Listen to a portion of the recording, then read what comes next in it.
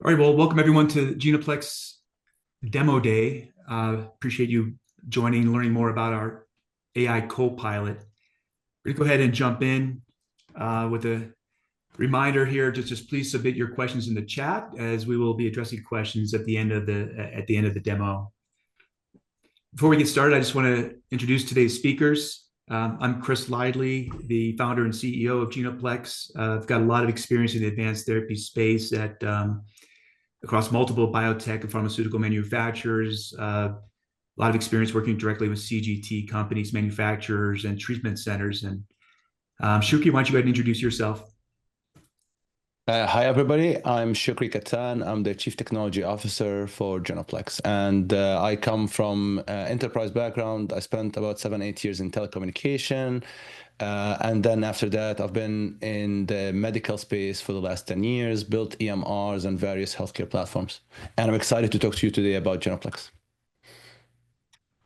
All right. And hello, everybody. I'm Noe Gutierrez. I'm VP of Commercial and Pharma Partnerships here at Genoplex. I've been in the industry, well, in the pharma and biotech side for about 25 years, but really excited to be here to demo the technology that we have here at Genoplex. And really, it's a unique time for the organization. But also, when we think about AI, what's happening with AI, and we match that to what's happening with the new advances in cell and gene therapy, I think it's a really opportune time for us to all get together and really think about what we can do as a team here at Genoplex. So thank you. So maybe just to get started, we want to define the term advanced therapies. It's probably not as well known by many outside of the industry. And when we talk about advanced therapies today, we're talking about radiopharmaceuticals, we're talking about cellular therapies and gene therapies. These are very different modalities, but there's a lot of common threads in that many of these therapies have very complicated supply chains. Many of them are not prescription drugs that you go to a pharmacy to obtain your prescription, and require specialists at qualified treatment centers in order to be able to be evaluated and determine suitability for these treatments. I've shown a couple of examples here at the bottom. Pluvicto and Xofigo are some examples of radiopharmaceuticals being used in prostate cancer, but in cellular therapies, we've seen therapies for blood cancers and even solid tumors with Amtagvi for melanoma, and more recently Tecelra for some types of sarcoma. And then, we've seen these sickle cell disease gene therapies approved about a year ago, Casgevy and Lyfgenia. And what we see is that referral challenges are common between primary care and specialty care providers. This goes across therapy areas. The American College of Physicians has this Beyond the Referral playbook that I would refer you to, and they have already for several years established a clear framework for primary care and specialty care collaboration, because they recognize there's a chasm that often exists across these different treatment settings. In the US, most care for patients occurs in these frontier zones and wide open spaces around academic centers, where patients can go to see a primary care specialist and then need a referral to a specialty specialist. And so they've acknowledged that there's fragmentation that exists in the system, and that greater focus should be on minimizing these types of referral barriers to optimize coordination of care. And these referral challenges are really even more acute for advanced therapies, because the industry has shown that the operational onboarding and regulatory requirements make this a very labor-intensive process, and that there's a lot of variability in how these products come to market and how patients are identified and worked up and sent through the system. And many academic centers are still using faxes, Excel spreadsheets, and even voicemails to manage their patient intake. And so in this paper from one of the leading advocacy groups for cellular therapy in the US, they really said there's a need to minimize the number of electronic interfaces. The more information that needs to be input by the treatment center, the less likely they are to want to use a platform. And they already, when we talk to treatment centers, there's already a verbalization and frustration around how many screens they need to open up to manage all of the different advanced therapies that are available at their treatment centers. So the problem is really that our healthcare system was built decades ago for a pill-based society, right? Or a legacy pharma model that was all pill-based, prescription-based. And there's really not a lot of technology right now that is in place for advanced therapies. And what this results in is that more than half of community healthcare providers have identified cumbersome logistics of administering therapy and following patients as a major reason for not referring. 1 out of 4 healthcare providers mentions the slow intake process that I mentioned by the treatment centers themselves. And this is largely because of still working off of, there's no technology really in place, or very little beyond Excel spreadsheets, fax machines. A lot of the intake is being done by fax. The websites that many of the academic centers have aren't utilized very much. That means that up to 8 out of 10 patients in the US can't access these life-saving therapies due to many of these challenges. And when we talk to our pharma customers, they're frustrated because they don't have a lot of data to understand the patient journeys. And in many cases, the alternative data sources, like data from claims, is incomplete and has to be sort of tokenized to allow us a more complete view, sort of stringing together episodes of care to kind of have a end-to-end patient journey view. So there's challenges throughout the system, and technology can be built to help bring more insight into what's happening during the patient journey.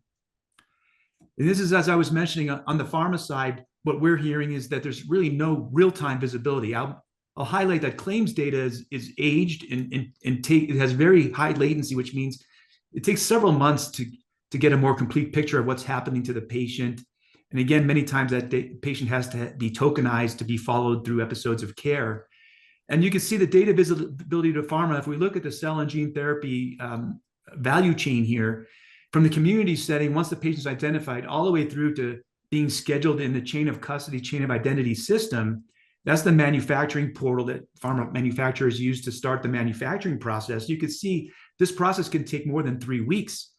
And most pharma manufacturers don't know in real time what's happening to that patient until they get scheduled into their chain of custody, chain of identity system, or their manufacturing ordering portal. So the ideal future state, what do we do with all of this? Well, I mean, there have been papers published. This was a paper from the American Society of Transplantation and Cellular Therapy that had a future vision that said, we really need a user-friendly, universal treatment platform, and that this would be the best solution for healthcare providers, IT and workflow, to address the IT and workflow pain points for managing multiple cell and gene therapies. So there's a tremendous administrative burden right now on the treatment centers and the healthcare providers that are actually trying to take care of these patients once they enter the workflows. And so with that, let's pivot it, and I'd like to introduce you, Meet Advanced Therapy Connect, the first universal app for on-demand referrals to treatment centers. This is not an app that needs to be downloaded. This is what's called a responsive app, and you just need to use the website URL from a mobile device or a desktop to access our software Copilot. This is the landing page.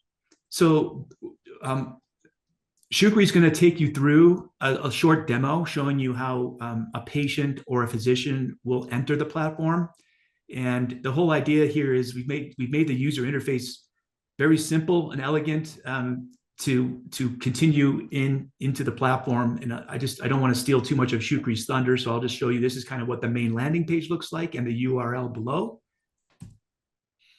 And before I turn it over to Shukri here, one of the big ideas that we have to help bring patients into the funnel, new patients, is that we're building a content hub, a knowledge base that is really a gateway for healthcare providers and patients to access our AI Copilot. So if you think about the funnel, where first building awareness of these therapies out in the community across the country, it starts with our knowledge base. And you can see we have all the different modalities here, and Shukri's going to show you kind of what that looks like. And then patients usually go through a period of building awareness, looking for treatments. That interest kind of goes into more information seeking, and there's search intent. And then that drives action. It drives conversion to a referral. For some therapies, it requires a biomarker test or imaging procedure to be done to determine suitability for ultimately a treatment. And again, this process can take several months. And our goal is to help democratize access to these advanced therapies by shrinking the amount of time that it takes for patients to go through this funnel and receive a potentially life-saving therapy. So with that, Shukri, do you want to go ahead and start, maybe run through the demo here? You should be able to share. Yeah, I am. I'm going to share my screen right now.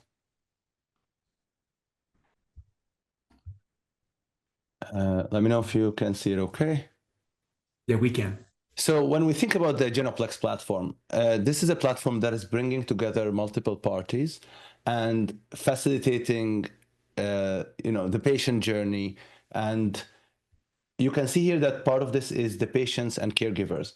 We also have the referring healthcare providers, we have the qualified treatment centers, and we have pharma. So I will start to demo kind of the patient experience, then we'll jump and talk about the referring physician, then we go to the treatment center, and then we'll wrap up with pharma. So there's multiple ways that patients and physicians will come into the system, starting with our information hub or our knowledge base. In here, we'll be sharing various information for whether it's for the patient or whether it's for physician, and it's educational in nature. We're talking about what are the new therapies, what are the modalities, which therapies could be right for the patient. And through this, they'll find us, they'll get educated, and if the therapy is useful to the patient, or maybe they're not sure it is, but what they can do is essentially kind of kick off the process of a new patient referral.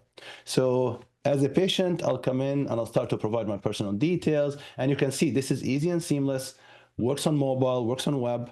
We don't want the patient to have to download yet another app.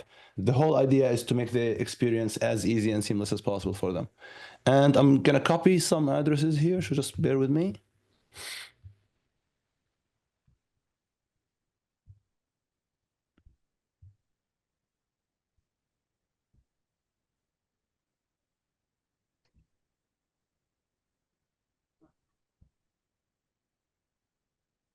And for the diagnosis, let's say for the sake of this demo, this is a patient with prostate cancer. If the patient here can, of course, provide additional information about why they're being referred. They can also provide additional, reports, history, cases that are relevant, and they have to accept the terms. And after this, based on their condition, and there's AI behind the scene running to look at the documentation the patient has provided, maybe a description of the case, and they kind of get directed to various treatment centers that are offering the therapies. They can see the different modalities of therapies, and even they can see if there is no therapies, they can see if there's any ongoing FDA trials around that has to relate to their disease. And when I'm submitting my referral as a patient, I can, of course, provide additional healthcare providers that'll be copied on the case. I can also add family members who I would like to involve in the process. And then that's it. That's my journey. So now I submitted my information. I might have copied my physicians, and now I have a referral. Of course, if you look at my email, there's a kind of referral case open.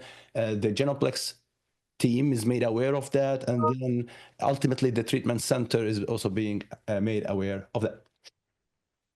Now let's switch over to the healthcare provider side, and we're talking now about the referring physician. So as a referring physician, I can potentially go through the same journey. So as I showed you guys earlier, if we go from the kind of educational website or from the knowledge base, a physician can also find us and kind of decide to sign up to the platform. We're working with various advocacy groups who we know are excited about sharing the message, whether it's with patient advocacy groups, sharing it with the patients, or also sharing it with physicians in the community setting. And so as a physician, I can create an account. And again, when we say physician, it doesn't necessarily have to be the physician sitting behind the screen doing the referrals. In 99.9% of the cases, this is a secretary, a nurse practitioner, somebody on staff who will be able to manage the referral process for the physician. And in here, I can see all my existing patients. I can see the status as the system gets updated, as the treatment center starts the qualification process on the patient, the physician is made aware. And the whole idea is that speaking to the physicians, we understand that sometimes they're kind of anxious about this referral process because sometimes they refer a patient and they hear nothing for months. And so the goal here is to, one, give them an easy and convenient way for them to refer their patients and for them to be able to stay in the loop during the treatment process and the intake process. And so, that's pretty much what it looks like on the physician side. I can see the case and I can see all the details around it. Now, if we switch over, the kind of treatment center side of things is also very, very similar in the sense that, sorry, give me 1 second.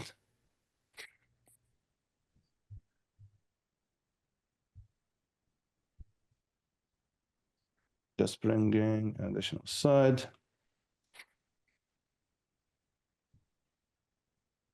And you can see I can log in as the treatment center. And now as a treatment center, I'm able to actually update the referral status. And this could be something that treatment centers do manually, but this also can be integrated into the treatment center, whether it's kind of their intake management process or their EMR, EHR, or whatever process that the treatment center has for kind of patient intake. And through this process, as they change the status of the patient, this information is now communicated back to the patient and to the treating physician for additional visibility. And the beauty of all of this is that all of this information is flowing in real time. We're collecting all of this data in real time. And part of this is to help the pharma manufacturing side to be aware of that intake process, to understand as well as kind of their market. And so I will briefly share with you what the analytics dashboard for pharma would look like. So in real time, as there's patients getting submitted, getting referred into the system, as somebody who's responsible for the marketing side on pharma, or maybe someone who's kind of wants to do an analysis on that data, they'll be able to come to our reporting dashboard, and through this, they'll be able to understand their market share relative to competition. These are kind of marketing intelligence and kind of signals side of things. So they're able to look at their market share. They're able to see which states, which states are seeing more intake than other states. And this would allow one understanding from the product line, from the marketing side, how things are flowing, but then also from a manufacturing and logistics side, this data is crucial because it would allow the manufacturer to understand where demand is coming from and get ahead of that demand. And yeah, Chris, anything that you'd like to add here? Yeah, I think we'll cover some more of the use cases, Shukri, but this is I would say, these dashboards are available to treatment centers. They have a customized view, and to pharmaceutical manufacturers too, because of course, referring, treatment centers are interested in knowing, where a patient's being referred from, and sort of what do the competitive dynamics look like in their catchment area. And for pharma manufacturers, they're worried, and really interested in what's happening during that patient treatment journey. What does our brand market share look like? What happens when the patient's in the system? Did they get treated with our therapy, or do they get treated with something else? And this is something that isn't captured by prescriptions. And so this is where our platform shines. And it's real-time data. So we could do weekly feeds or monthly feeds. And it has very low latency, which means that it doesn't need to age. It's real-time data. It's coming from our software, our data lake, which we'll share here. We'll talk about a little bit more here in a minute. Thanks, Shukri.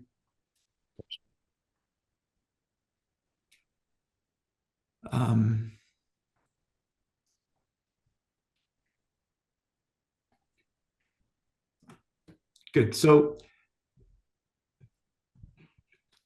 just to summarize some of the key features and benefits of our AI Copilot, right? So I think what you've been able to see is that we have a very intuitive, user-friendly design. You've seen the customizable referral dashboards. It's HIPAA and SOC 2 compliant. We don't need to ask. We don't have to have patients set up an account. They're at the end of the process, they're asked if they want to set up an account, but we're trying to remove barriers to patients coming into the system. Healthcare providers do have to set up account, and that's for HIPAA and other SOC 2 data privacy requirements, especially if so that the physician can come back and look at the data. We're assuming that physicians and healthcare providers will use the platform over and over. You've seen the power of some of the data-driven insights, the visibility into the referral dynamics, and how that might be useful for capacity forecasting, not just for pharma, but for treatment centers too, knowing how to make use of hospital beds and ICU slots and so forth. You see that the referrals are on demand, they're instant. This means reduced wait times for patients. And we do end-to-end patient journey tracking. We also have the opportunity, as we collect data, to also provide notifications and communications out to patients and to their primary care or referring physicians, which we know that's an important part of the care coordination that has to go on. So we're making sure that we're communicating with all the stakeholders. And this data is being collected in a HIPAA compliant way in a real-time data lake, which is unique to the industry. And is something that we're adding to as more and more users come into the platform. This is the referral dashboard that Shukri just showed you, providing real-time treatment journey insights. And again, for each pharma customer or hospital treatment center, we personalize these dashboards. So this is just representative of what it might look like. Let's talk for a moment about these use cases. Now that you see kind of how the platform works, the problem we're trying to solve, there's at least 4 huge use cases here. One is the increased patient identification. So as we are now in the early stages of conversations with several pharma companies who are interested, they all say the same thing. They're like, we know there's more patients out there. Chris, help us understand how will your platform more equitably bring patients into the healthcare system, into a treatment center, because we know there's many more patients out there than are currently being worked up and treated with our therapy. So we've shown you our content hub. The whole point of the content hub is really to increase patient awareness, drive early awareness, and bring patients into the ecosystem and convert them into a referral case going into a treatment center. So that's one use case. And we know that we want to reduce that time from diagnosis to treatment, because that in itself is a positive prognostic indicator. So the longer the amount of time, the more poorly patients do. And if you think in the case of cancer treatment, it's very easy to see that if a patient's disease is progressing, every day they have to wait potentially makes them ineligible for one of these life-saving therapies. So this is not to be dismissed easily. This is a very important endpoint or metric for treatment centers. It's the most important endpoint for patients.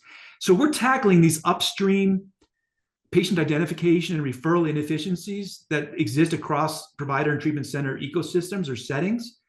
And then on the more downstream side, we're using AI-enabled technology and data visualization to drive improved operational performance and reduce administrative costs. And that's through, you can imagine having real-time data helps manufacturers with supply chain efficiencies, and more likely see like the patient demand coming through for a particular diagnosis, and being able to reserve manufacturing slots or more equitably allocate slots across different treatment centers. And then we showed that we also feel it's important to make sure that patients are educated and that there's appropriate communications going to and from the referring physicians to the specialists at the treatment centers. And we even give the patients the power to add members of their primary care team or caregivers to opt in and consent to information about their treatment status so that everyone is informed. So just to summarize here, our AI Copilot provides benefits to many different stakeholders. Patients and caregivers, we believe we will see up to a 90% reduction in time from diagnosis to treatment, so months or weeks to just maybe a few days, a few weeks. That's because of a faster intake process at the treatment centers and shorter wait times. This is important to patients. Think about the anxiety they're feeling as they're waiting to schedule appointments. And it takes a long time and creates a lot of anxiety. So the simplified logistics of referral, appointment scheduling, clinical evaluation, these are all benefits to the patient. For healthcare providers, there's 2 things they want, okay? Of course, they would like to see their service lines grow. They've invested a lot in these advanced therapy service lines. and they're all looking for more patient referrals. And what a win-win if patients could get into the system quicker and that more of them can access these therapies. So there'd be an increase in these patient referral volumes. And then we've talked to many administrators and cell therapy administrators in many of these treatment centers, and they're like, please help us reduce this administrative burden. There's too many screens. I've got too many manufacturer requirements. Can we please integrate this? And so we're confident that we can reduce this administrative burden by at least in half. And then finally, I think you've seen from the manufacturer perspective, there's a lot of benefits there too. Through increased patient identification, that means more patients will benefit from their drugs, from their advanced therapies. There'll be more market insights that can be gleaned from real-world data capture from these early referral dynamics and patient-level encounters throughout the journey. Improved demand forecasting, capacity planning, and manufacturing slot allocation through these supply chain integrations. And that's just a few. We're happy to get on a call and talk through more. And we're adding new features to our software on an ongoing basis. And so we'll only be expanding the features that we have in our AI Copilot over time. And Noe, I invite you to jump in here and share too. Noe and I have been talking to many customers, both on the treatment center side, large community practices, academic centers. This past year, we've talked to many, actually not all the pharma manufacturers, but we're in advanced discussions with several of the leading cell and gene and radiopharmaceutical manufacturers out there. And you can see the response has been very positive. We've done these customer insight calls, and I would say these quotes kind of summarize, they think there's a big business opportunity here. Everyone likes the platform. They're very much interested. What we're doing is unique. You can see the tone, the sentiment.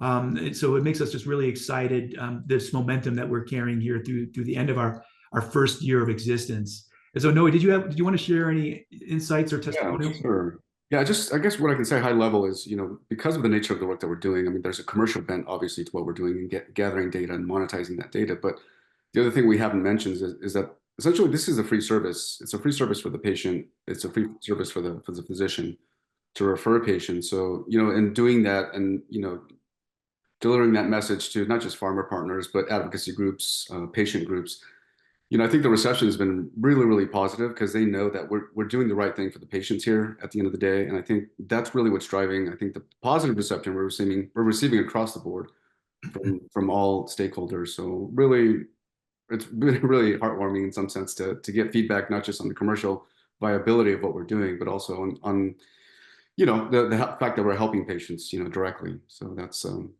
been pretty inspirational. Well, in no way, I mean, we were just on a call a couple of weeks ago that a pharmacist, interestingly, at one of these major academic centers was talking about what have you heard about, or did you want to share some of those insights around, number one, what I took away was just some of this is just that how burdensome this process is to them and how desperate they are for some platform to help them, right? No, I think that's a critical function. I think workflow is hugely important. As you alluded to earlier, that's one of the reasons why so many patients go untreated, either because of workflow issues, obviously awareness being a big issue. But to your point, I referring to this treatment center, I think we do provide a unique benefit to them in optimizing workflows.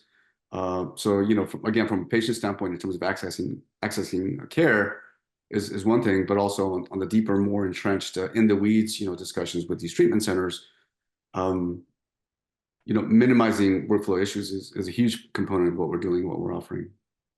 Yeah. So I think just here before we wrap up, there were a couple of questions. I think you kind of alluded to one, Noe, but let's start with that. I mean, one question is how much does your platform cost to access, right? And I mean, there's no cost to an institution, to a referring physician, or their practice, their staff, and more importantly, to patients. Okay, so we want to democratize access to these advanced therapies. We don't want to create barriers. Our whole software was built with a forward-thinking kind of responsive application, easy to use, and free. So we don't want any barriers to patients getting into these treatment centers. So the cost is free. Another question, is your digital platform available now? The answer is yes. We launched the platform at the end of August. So we're just a few months in. So anyone can go into our knowledge base, look at the content, and we're adding new content all the time. And we will continue to add new features over time, as I mentioned earlier. I have one or two other questions, and then we can see if any others come through. If you have any other questions, feel free to type them in the chat. But I have another question here. How does my institution access your digital platform? Well, the way a treatment center would access the platform through the dashboards that Shukri showed would be to join our early access program, and we will provide a sort of administrative access to an administrative console and dashboard that's tailored to your institution's needs, your KPI reporting. And we'd be happy to show you what that looks like on a follow-up call. So I think those are all the questions that I have. That Shukri or Noe, did you have any other comments before I close?